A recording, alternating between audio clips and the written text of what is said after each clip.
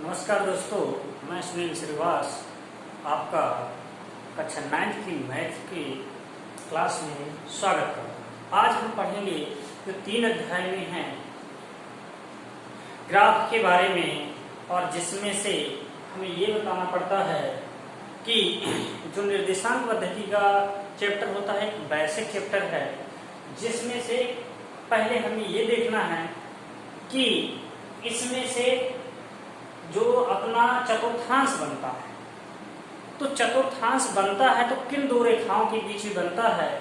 यानी जो 4 पार्टों में बटा हुआ है, तो ऐसी जो 2 रेखाओं के क्रॉस से जो बनता है, जो 4 भागों में बट रहा है, उनमें से इन रेखाओं के नाम क्या हैं, और इससे संबंधित सभी प्रकार के क्वेश्चनों को भी सॉल्व करेंगे। तो सबसे पहले आज हम बताने जा रहे हैं इस ग्राफ के पहले चतुर्थांश के बारे में समझते हैं। तो पहले हम देखिए कि ये जो लाइन होती है ऐसी, मतलब ऊर्ध्वाधर, वर्टिकल जिसे कहते हैं, ऊर्ध्वाधर लाइन है, तो इसको आप जरूर लिखोगे। उसमें पूछा जाता है कि ये पहली बार ये जो ऊर्ध्वाधर अक्ष है ये कौन सा अक्ष कहलाता है। यानी ऊर्ध्वाधर रेखा को क्या कहते हैं, वाई अक्ष। मतलब ऐसी लाइन को जो होती है ये वाई अक्ष होता है, और जो क्षैतिज होता है वो कौन सा अक्ष होता है, एक्स अक्ष। तो एक्स का अपोजिट एक्स डेश, वाई का अपोजिट वाई डेश, मतलब निगेटिव वाला। जैसे संख्या अपन पढ़ते हैं ना, धनात्मक संख्या 1 से 1 2 3 4 टू इंफिनिटी, ऋणात्मक संख्या -1 -2, यानी दोनों साइड चलती है।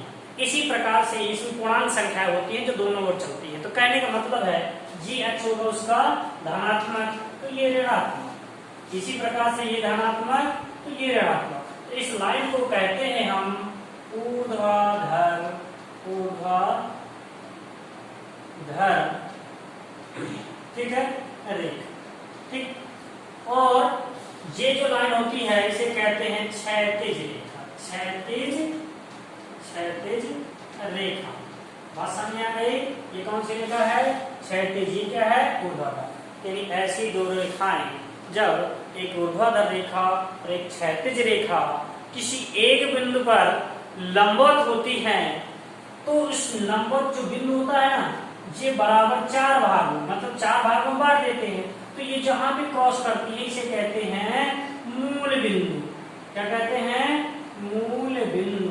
मूल बिंदु जहां भी क्रॉस कर रहे हैं उसे क्या कहेंगे, मूल बिंदु। और मूल बिंदु हमेशा क्या होगा, 0 0। जैसे चौराहे में, चौराहे से जब कहीं जाते हैं तो उसकी दूरी क्या होती है, अपन चौराहे से दूरी जब मापते हैं जितनी दूर जाएंगे तो उसकी माप बढ़ती जाएगी। लेकिन जब अगर कोई व्यक्ति चौराहे में खड़ा है तो उसकी दूरी क्या है, 0 किलोमीटर, अगर चौराहे की बात कर रहे हैं। इसी प्रकार से इसमें देखते हैं कैसा होगा। तो यहाँ पे नंबरिंग कर दो, 1 2 3 4 5। अब जरूरी नहीं कि मैंने 5 तक लिखा, अभी 5 तक लिखो, इतना। ये कैप का मतलब होता है जितना बढ़ा सको बढ़ा लो। रेखा है, रेखा को अभी हमने कैप से बंद किया, जितनी आवश्यकता उसको बढ़ा सकते हैं। इसी प्रकार से इसका अपोजिट 1 -1 -2 -3 -4 और -5। इसको और ज्यादा करना जरूरी नहीं कि हमने 5 तक लिखा, इधर भी 5, आप 4 6 जितना भी लिखना हो लिख सकते हैं। ऐसे इसमें वाई अक्ष में 1 2 3 4, इधर भी लिख देते हैं 1 2 3 4 5। ओके। अब ये क्या है, वाई का निगेटिव है, तो ये कैसी संख्या हो जाएंगी, सब माइनस में हो जाएंगे। कैसे हो जाएंगे, माइनस में हो जाएंगे। यानी कहने का मतलब है ये प्लस में तो ये माइनस में। स्पष्ट दिखना चाहिए आप लोगों को, इनमें क्या है, ये सब माइनस के होगा। यानी ये प्लस का है, प्लस में अच्छा है वाई वाला, तो वाई डिस कैसे होगा, माइनस में होगा। हाँ, अब बात करते हैं कि ये जो खाना होगा उस खाने को क्या कहेंगे, तो इसको कहेंगे प्रथम चतुर्थांश। क्या कहेंगे, प्रथम चतुर्थांश। ओके। और ये हो गया आपका सेकेंड चतुर्थांश, यानी द्वितीय चतुर्थांश। और ये हो गया आपका तृतीय चतुर्थांश। ये हो गया आपका चतुर्थ चतुर्थांश। ये 4 भागों में बटा, तो पहला, दूसरा, तीसरा और चौथा। अब देखेंगे कि यदि प्रथम चतुर्थांश है तो उसमें मान कैसे होंगे, x के मान कैसे होंगे, y के मान कैसे होंगे। तो देखिए x के मान जो हो, देखो पहले x अक्ष कैसा है, प्लस का है ना, तो प्लस होगा, तो पूरा धनात्मक है। y में देखो तो कॉमा लगा दो, y पूरा कैसा धनात्मक है तो प्लस। यदि जो भी वैल्यू होगी, यदि ऐसा लिखा हो 3 और 5 कोष्टक में दोनों संख्याएं धनात्मक हो, यानी x, यदि ये x की वैल्यू होती है, ये y होती है, तो यदि ऐसा बिंदु दिया है तो कह देंगे ये दोनों धनात्मक हैं।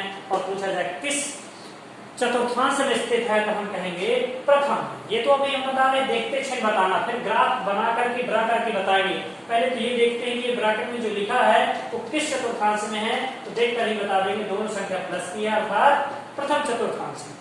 इसी प्रकार से ये देखो, ये खाना कैसा होता है, पहले x की वैल्यू लिखी जाती है, तो देखो पहले x क्या है, माइनस का है, और ऊपर y साइड देखो y कैसे वैल्यू प्लस की, यानी जो भी मान आएंगे तो पहला माइनस का होगा और दूसरा प्लस का होगा। तो मान लीजिए कोष्टक में ऐसी संख्या बन गई -2 और यहाँ 8, तो हम देखते थे बता देंगे कि पहली संख्या क्या है माइनस की और दूसरी संख्या प्लस की, तो माइनस के प्लस की है, तो ये इस चतुर्थांश में होगा, यानी इसका नाम क्या है, द्वितीय चतुर्थांश में।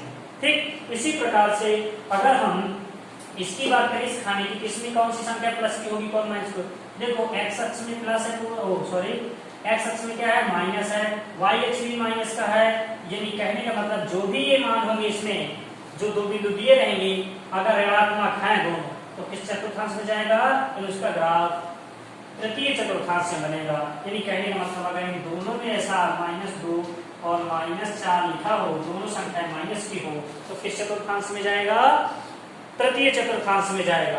इसी प्रकार से हम अगर बात करें चतुर्थ चतुर्थांश में, तो पहले ये कैसे प्लस माइनस निकालते हैं, जो मैं बता रहा हूँ कैसे निकालें आप समझिए। पहले x की वैल्यू देखो, x कैसी है प्लस, पहले x वाला मान होता है, फिर देखो नीचे वाला यानी ये वाली y वाला, तो y अक्ष कैसा, ये खाना दो से बना है ना, x अक्ष से और y अक्ष से, तो ये देखो y वाली वैल्यू कैसी माइनस की, इसलिए यहाँ माइनस। अब अगर कोई वैल्यू ऐसी आती है कि पहले प्लस की हो और बाद में माइनस की हो, तो ऐसी वाली वैल्यू को अगर हमें ऐसे बताना हो कि ये किस चतुर्थांश में स्थित होगा, बिना ग्राफ ड्रा किए हुए, तो हम बता देंगे कि भाई ये कौन से चतुर्थांश में है, चतुर्थ चतुर्थांश में है। यानी हम ये कह सकते हैं कि ये प्रथम चतुर्थांश में प्लस प्लस की वैल्यू होती है दोनों x और y की, दूसरे चतुर्थांश में द्वितीय चतुर्थांश में यानी पहले माइनस की होगी फिर प्लस की होगी, यानी ऐसे जैसे मान लो कोई भी संख्या जरूरी कि जो मैं लिख रहा हूँ वही हो, -3 और 5, तो ये किस में होगी, इस चतुर्थांश में होगी। यहाँ कोई भी माइनस की संख्या लिख दे 1 और -8, तो भी ये किस चतुर्थांश में इसका ग्राफ बनेगा, तृतीय चतुर्थांश में। और अगर कोई ऐसी संख्या लिखी है तो किस चतुर्थांश में जाएगा, चतुर्थ चतुर्थांश में जाएगा।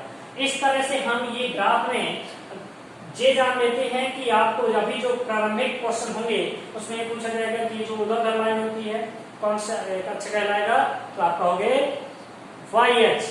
क्षैतिज जो होता है ये कौन सा अक्ष कहलाता है, x अक्ष। अच्छा इनके नाम और दूसरे नाम बता देते हैं, ये आपका x अक्ष है लेकिन इसका घर का नाम है, ये दूसरा नाम कहते हैं भुज। क्या कहते हैं, भुज। डाउट नहीं करना है, इसी का नाम है, x अक्ष का नाम भुज भी है और y अक्ष का नाम कोटि भी है। क्या है, कोटि, कोटि। ठीक है, हमें लेना है कोटि। ये कौन सा अक्ष है, x, सॉरी ये y अक्ष है। y अक्ष का दूसरा नाम कोटि के नाम से भी पुकारा जाता है। ठीक है, यानी first coordinate, second coordinate, third coordinate, fourth coordinate, यानी चतुर्थांश में से कौन सी वैल्यू किस चतुर्थांश में स्थित होगी, जो बिंदु दिए हैं उसके बारे में भी हम लोगों ने जाना। अगले वीडियो में हम लोग इसके ग्राफ बनाना सीखेंगे कि चतुर्थांश में कैसे हम लोग ग्राफ कैसे ड्रा करते हैं, बिंदु दिए हुए हैं।